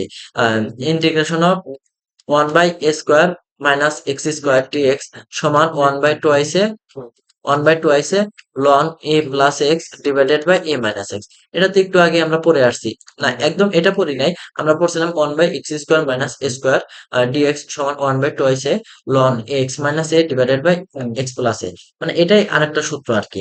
তাহলে এটা বুঝতে পারছো, এটা একটা সূত্র দিছে, দুটা সূত্র দিছে কিন্তু ওনারা, খেয়াল করো। দেওয়া আছে tan ইনভার্স এক্স প্লাস, এটা একটা সূত্র, tan inverse x plus tan inverse Y, এটা সমান আমাদের হচ্ছে tan inverse x plus Y divided by 1 - x Y. এটা ক্ষেত্রে সূত্রটার শর্ত হচ্ছে এই এক্স ওয়াই এর মানটা আমাদের অবশ্যই ওয়ান এর চেয়ে ছোট হবে। কারণ কি এক্স ওয়াই এর মানটা যদি আমাদের ওয়ান এর চেয়ে ছোট না হয় তাহলে এখানে মাইনাস চলে আসবে, ঠিক আছে? এক্স ওয়াই মাইনাস চলে আসবে যখন সূত্রটা হবে পাই মাইনাস এরকম হবে, ঠিক আছে? পাই মাইনাস এরকমটা হবে। তাই আমাদের এই সূত্র, এটা আমাদের শর্ত যে x tan inverse x plus tan inverse Y, tan inverse x plus Y divided by one minus x Y, এটা হবে যখন এক্স ওয়াই ওয়ান এর চেয়ে ছোট হবে, ঠিক আছে?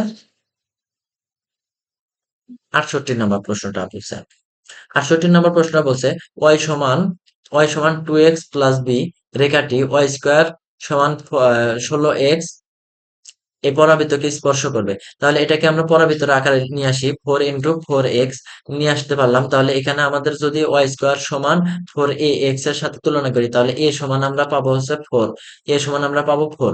এখন বলছে b এর মান কত? আমরা কি জানতাম c সমান a/m, ঠিক আছে? তাহলে এখানে c বলতে আমাদের তো b আছে, তাই না? তাহলে b সমান a/m, এর মান কত 4, m এর মান কত? m এর মান হচ্ছে ঢাল। তাহলে y সমান 2x প্লাস b, অর্থাৎ ঢাল দেওয়া আছে আমাদের 2। তাহলে b এর মান কত পাইলাম? b এর মান আমরা 2 পাইলাম। 2/4 সমান 2 পাইলাম। 69 নম্বর প্রশ্নটা, একটি পরাবৃত্তের উপকেন্দ্রিক লম্ব, একটি পরাবৃত্তের উপকেন্দ্রিক লম্ব ক্ষুদ্র অক্ষের অর্ধেক। আগে একটা পরাবৃত্ত আঁকাই আমরা। এই একটা পরাবৃত্ত, এই পরাবৃত্তের হচ্ছে আমাদের এই, এটা হচ্ছে আমাদের বৃহৎ অক্ষ আর এটা আমাদের ক্ষুদ্র অক্ষ। আমরা বৃহৎ অক্ষকে এ দ্বারা প্রকাশ করি আর ক্ষুদ্র অক্ষকে বি দ্বারা প্রকাশ করি, ঠিক আছে? এখন বলছে উপকেন্দ্রিক একটি উপবৃত্তের উপকেন্দ্রিক লম্ব ক্ষুদ্র অক্ষের অর্ধেক। উপকেন্দ্রিক লম্ব কত আমাদের? উপকেন্দ্রিক লম্ব সমান জানি 2b² বাই a, তাই না? 2b² by a। আর ক্ষুদ্র অক্ষ বলতে আমাদের 2b। তাহলে ক্ষুদ্র অক্ষের অর্ধেক মানে 1/2b সমান, এই দুটা হচ্ছে আমাদের সমান। তাহলে এখান থেকে এই 2 কাটা গেল, তাহলে আমাদের আবার বি কাটা গেল। তাহলে বি সমান কি থাকে? বি সমান আমাদের a/2 হয়, তাই না? এই এটা ওই পাশে গেলে ডিভাইডেড বাই 2, অর্থাৎ বি সমান a/2। এখন উপবৃত্তটির উৎকেন্দ্রিকতা কত? উৎকেন্দ্রিকতা সমান আমরা কি জানি? ই সমান √1 মাইনাস b² বাই a², ঠিক আছে? এখানে কিন্তু আমরা বৃহৎ এ ধরে নিয়েছি আর ক্ষুদ্র বি ধরে নিয়েছি, তাই এই সূত্রটা হয়েছে। তাহলে √1 মাইনাস b² মানে হচ্ছে a² divided by 4, R a² এর মান তো a²ই। তাহলে a² আর a² কাটা গেল, তাহলে √1 মাইনাস 1/4। তাহলে এটা আমাদের 3/4 অর্থাৎ √3 ডিভাইডেড বাই 2 উত্তর হবে, ঠিক আছে?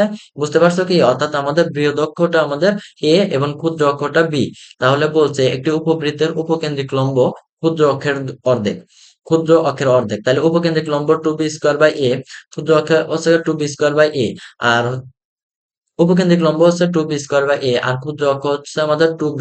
তাহলে 2b-র অর্ধেক মানে 1/2 দ্বারা গুণ করবো, তাহলে এখান থেকে b-র মান পাইলাম হচ্ছে আমাদের a/2, তাই না? এখন আমরা যেহেতু ক্ষুদ্র অক্ষ b ধরছি আর বৃহৎ অক্ষ a ধরছি, তাহলে উৎকেন্দ্রিকতা এই সমান লিখতে পারি √1 মাইনাস b²বাই c²।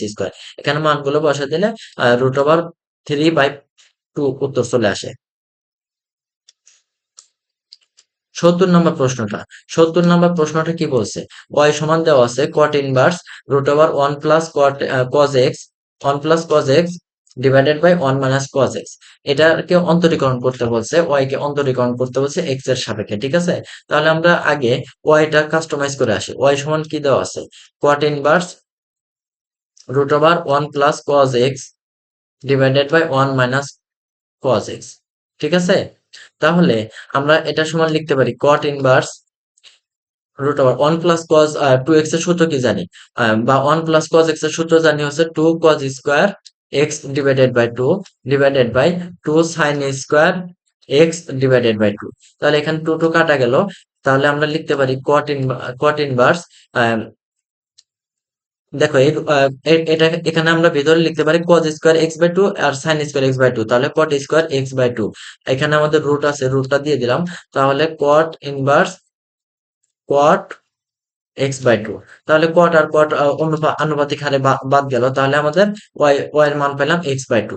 তাহলে এটাকে আমাদের ডিফারেন্সিয়েশন করতে বলছে, dy বাই dx বের করতে বলছে। তাহলে dy বাই dx সমান dy by dx into x/2, অর্থাৎ 1/2 বাইরে আসবে এবং 1 হয়ে যাবে, অর্থাৎ হাফ হবে। এটার উত্তর হবে আমাদের হাফ। এর পরবর্তী প্রশ্নটা খেয়াল করো, একটা ম্যাট্রিক্স দেওয়া আছে, ম্যাট্রিক্সটা বলছে আহ, একটা ম্যাট্রিক্স হচ্ছে 1 3 আর একটা হচ্ছে y(x) 5x সমান এদের গুণফল হচ্ছে 12 আর 4। এখন x এর মানটা জানতে চাইছে, তাহলে আমরা গুণ করে ফেলি। এখানে আমরা তুলে নেই, 1 3 দেওয়া আছে, আর এখানে আমাদের দেওয়া আছে y(x) 5, এখানে কিন্তু y(x) 5x, এটা সমান দেওয়া আছে হচ্ছে 12 4, তাই না? আমরা কি আর আমাদের আমাদের ম্যাট্রিক্সের গুণের কি y প্লাস এটা আর এটা গুণ করে যোগ করে দিব, তাই না? তাহলে y(1) সমান y প্লাস 3 5 15, এটা সমানিত 12, এটা সমান 12 না? তাহলে y এর মানটা কত পাওয়া গেছে? -3। দেখো তো y এর মানটা -3 কয়টা অপশনে আছে? শুধুমাত্র একটা অপশনে আছে, তাই আমরা আর বের করবো না। তুমি চাইলে আরো বের করতে পারো, কিন্তু দরকার নেই, কারণ আমাদের এমসিকিউতে এইভাবে দিছে যেন সময়টা কম লাগে আর বেঁচে যায় সময়টা এখানে। এটা তো একদম সূত্র দিয়ে রাখছে, সূত্র তো বেশ কয়েকটা আসতে দেখতেছি। Limit x tends to 0, sec x plus h minus sec x divided by x, এটার মান হবে হচ্ছে sec x এর মানে ডিফারেন্সিয়েশন, এইটা দ্বারা বোঝায় যে হচ্ছে ডিফারেন্সিয়েশন অফ sec x। তাহলে sec x এর ডিফারেন্সিয়েশন কি? sec x into tan x, তাই না? sec x into tan x, এটাই ডিফারেন্সিয়েশন বলছে আর কি। 73 নম্বর প্রশ্নটা খেয়াল করো।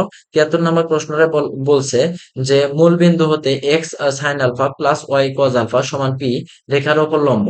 ঠিক আছে, মূল বিন্দু হতে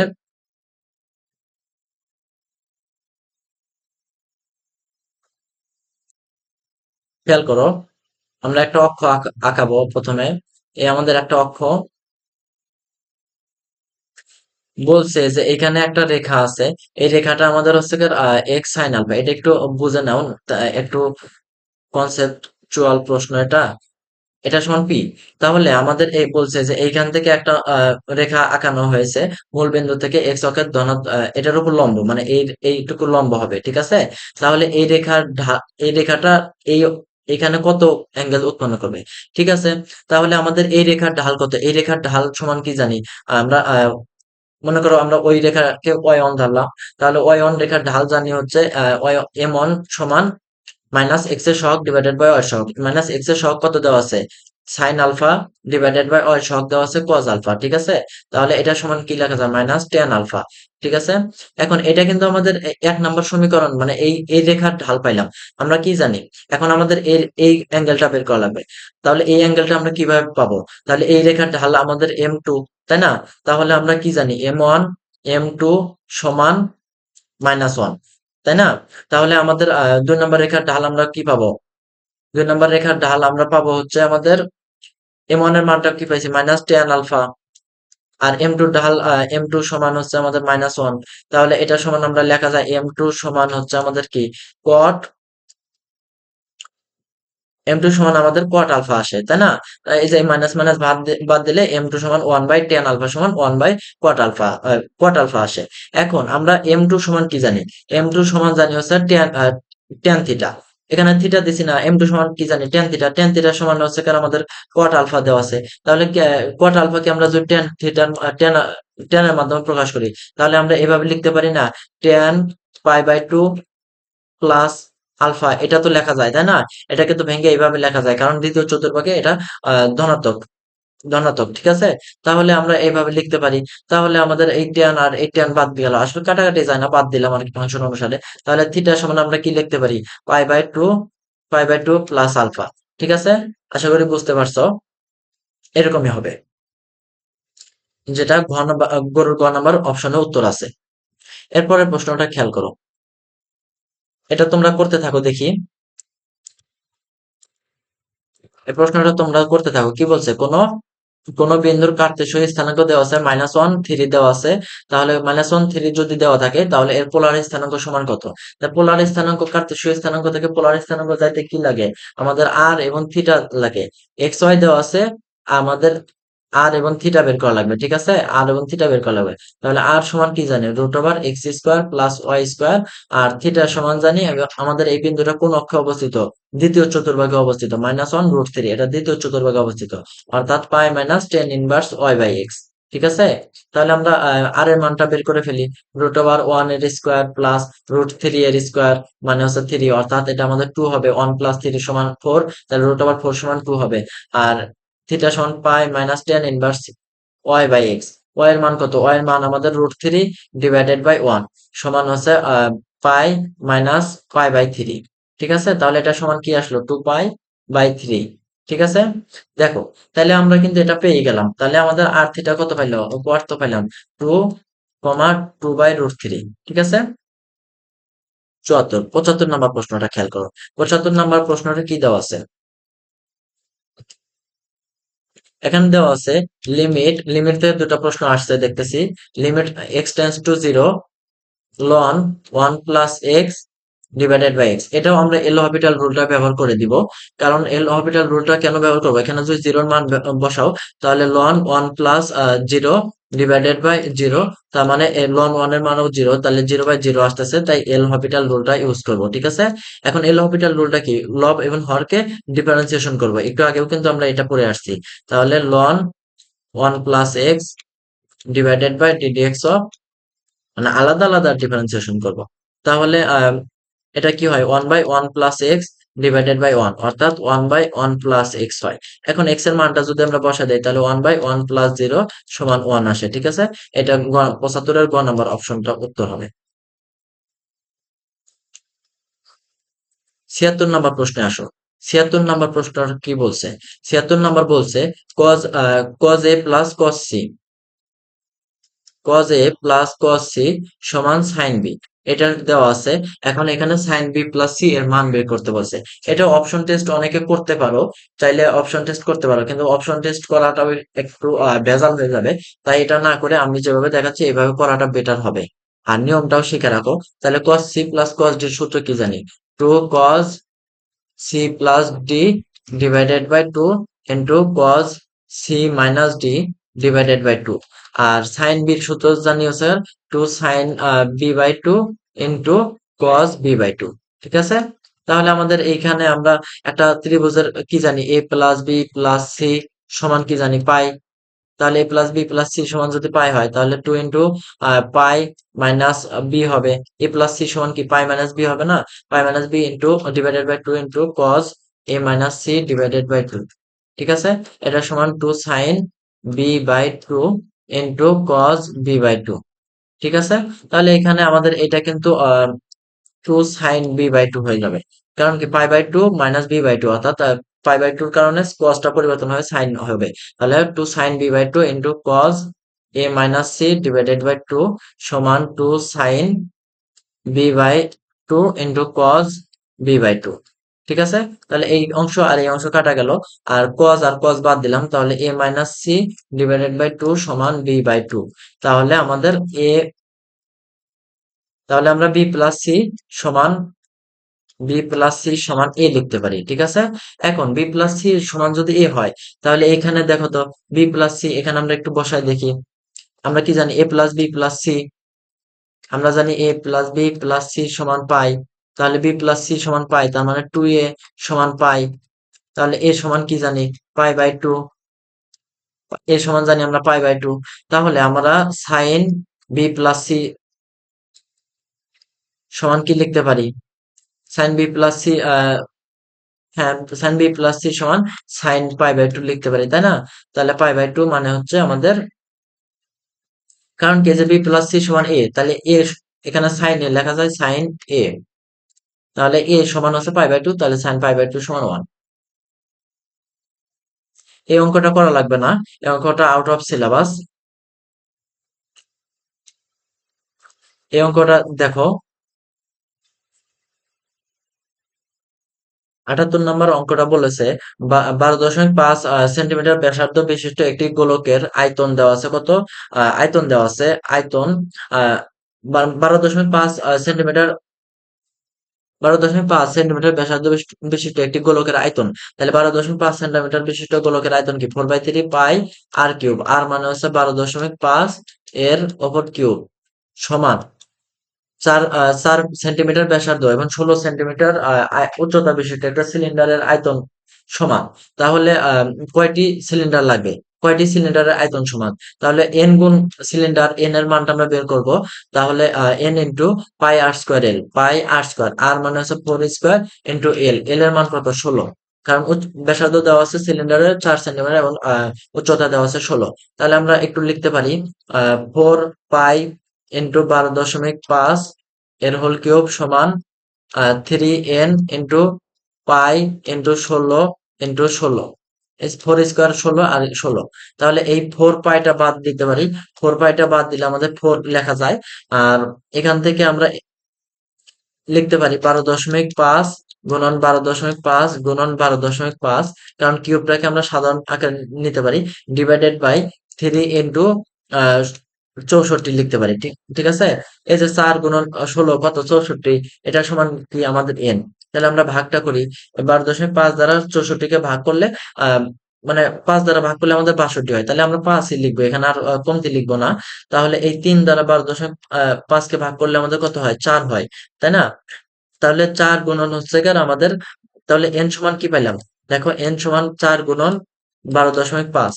হ্যান্ড ক্যালকুলেশনটা খেয়াল করো, প্রসেসটা খেয়াল করো। 12.5 ডিভাইডেড বাই 5। আমরা কিন্তু অনেক কিছু বাদ দিয়ে লিখছি, কিন্তু মানে অনেক কিছু বাদ দিলেও এটা কাছাকাছি মান আসবে বলে এইভাবে লেখা হয়েছে। তাহলে 4 গুণন 12.5 সমান কত হলো? 50।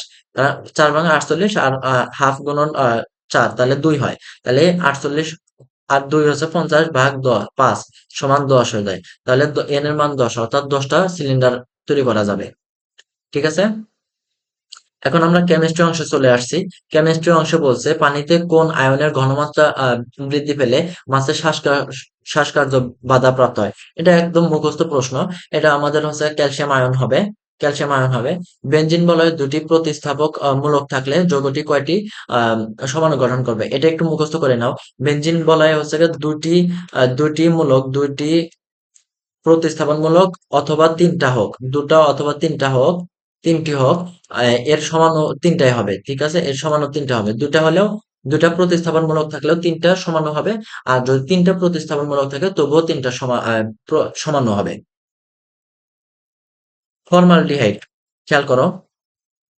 ফর্মালডিহাইড অর্থাৎ ফর্মালডিহাইড বলতে এইচসিএইচও এর কত পার্সেন্ট জলীয় দ্রবণকে শতভাগ ফরমালিন বলা হয়?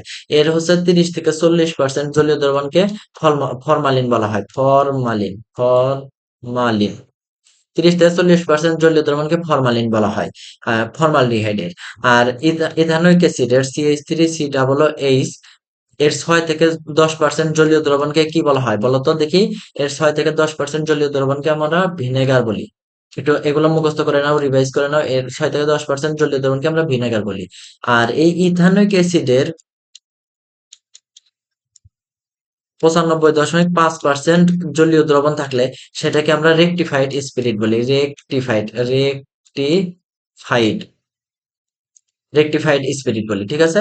95.5% যদি আমাদের পানি থাকে, জলীয় দ্রবণ থাকে, তবে সেটাকে আমরা রেকটিফাইড স্পিরিট বলি। তাহলে এই তিনটা মুখস্থ করে নাও ভালোভাবে। নিম্নের কোনটি ভিনাইল ক্লোরাইড এর সংকেত? ভিনাইল ক্লোরাইড এর সংকেত এটা মুখস্থ করে নেবা। এটা হচ্ছে আমাদের C2H3Cl। এটা আমাদের মুখস্থ করতে হবে, তাছাড়া কিছু করার নাই। সালফার মৌলের পারমাণবিক ব্যাসার্ধ কত? 104 ppm। 104 ppm, 104 pm। কোনটি তীব্র ক্ষারধর্মী অ্যাসিড অক্সাইড? এটা একটু খেয়াল করো। আমরা জানি কি ধাতুর অক্সাইড আমাদের অ্যাসিড, সরি ধাতুর অক্সাইড আমাদের হচ্ছে ক্ষার। ধাতুর অক্সাইড ধাতুর অক্সাইড আমাদের ক্ষার গঠন করে। আর অধাতুর অক্সাইড আমাদের অ্যাসিড গঠন করে। অধাতুর অক্সাইড অ্যাসিড গঠন করে, এই দুটো একটু মনে রাখো। ধাতুর অক্সাইড ক্ষার। তাহলে এই এখানে যে দেওয়া আছে সোডিয়াম, এখানে সোডিয়াম দেওয়া আছে, নাইট্রোজেন দেওয়া আছে, ম্যাগনেসিয়াম দেওয়া আছে এবং সিলিকন দেওয়া আছে। এই চারটা মৌলের মধ্যে কোনটির ধাতব ধর্ম সবচেয়ে বেশি? সোডিয়ামের নিশ্চয়ই ধাতব ধর্ম সবচেয়ে বেশি, কারণ এটা গ্রুপে একে আছে। তাহলে গ্রুপে একে আমরা কি বলছি? ধাতুর অক্সাইড ক্ষার। তাহলে সোডিয়াম যদি সর্বোচ্চ ধাতব ধর্ম অর্জনকারী পদার্থ হয়, মৌল হয়, তাহলে এর ক্ষার ধর্ম সর্বোচ্চ হবে। তাই তীব্র ক্ষারধর্মী পদার্থ হবে আমাদের সোডিয়াম অক্সাইড। কোন মৌলটি ইলেকট্রন আসক্তি সবচেয়ে বেশি? এখানে আমরা গ্রুপ 17 ক্ষেত্রে মনে রাখো, এখানে দুটা ব্যতিক্রম আছে, গ্রুপ 17 এবং গ্রুপ 16। গ্রুপ 17 এবং গ্রুপ দুটাই দেখা দিতেছি, গ্রুপ 17 এবং group 16।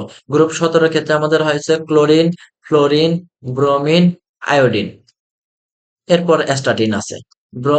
Chlorine, fluorine, bromine, iodine, অর্থাৎ এই যে এইখানে সিরিয়াল ব্রেক করছে, ঠিক আছে।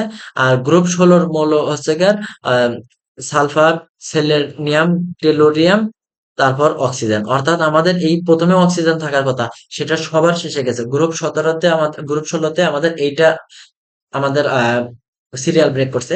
আর গ্রুপ 17তে ক্লোরিন এবং ফ্লোরিন অর্থাৎ পাশাপাশি আমাদের সিরিয়াল ব্রেক করছে। তাহলে কোনটির ইলেকট্রন আসক্তি সবচেয়ে বেশি?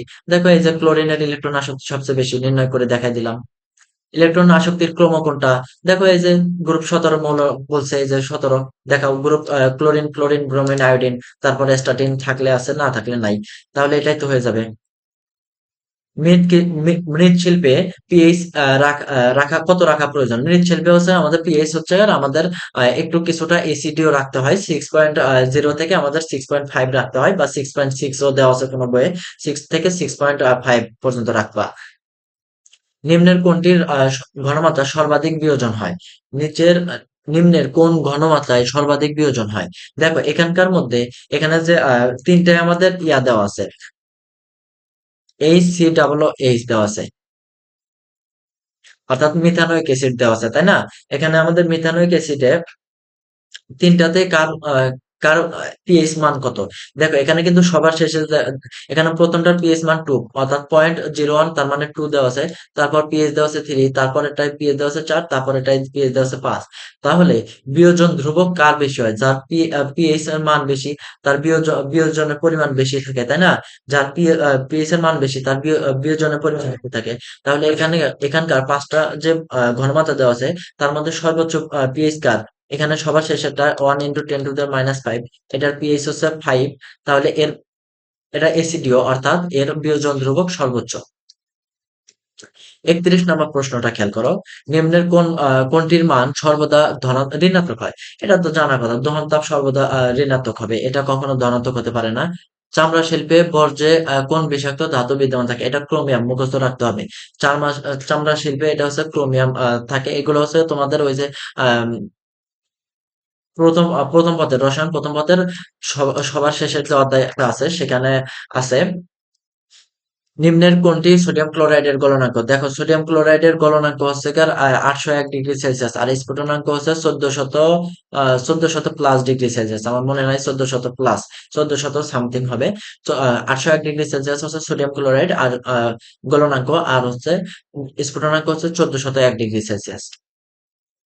25°C তাপমাত্রায় বিশুদ্ধ পানির আয়নিক গুণফল কত? 25°C তাপমাত্রায় বিশুদ্ধ পানির আয়নিক গুণফল KW সমান আমাদের 1 × 10⁻⁴।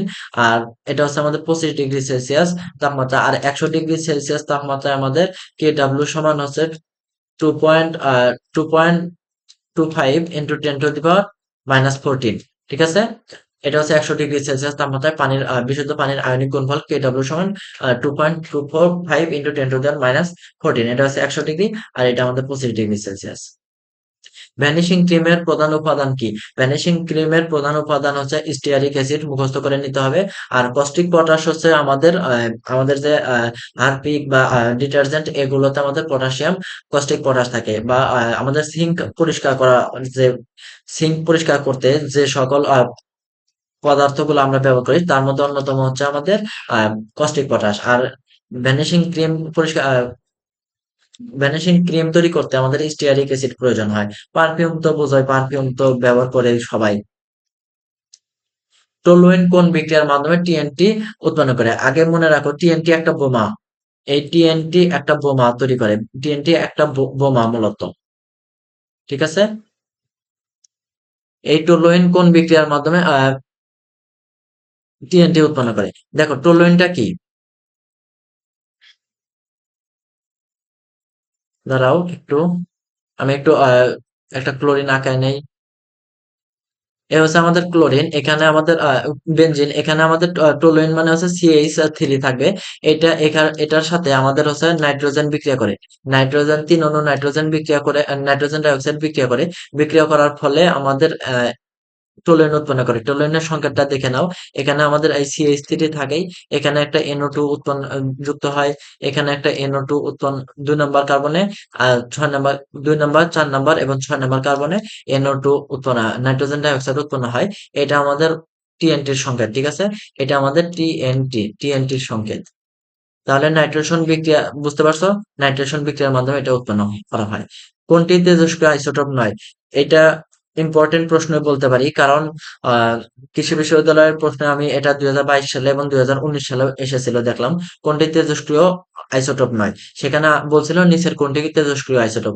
তখন এখানে হচ্ছে তেজস্ক্রিয় আইসোটোপ হচ্ছে কার্বন, কোবাল্ট 60, এটা হচ্ছে আমাদের তেজস্ক্রিয় আইসোটোপ।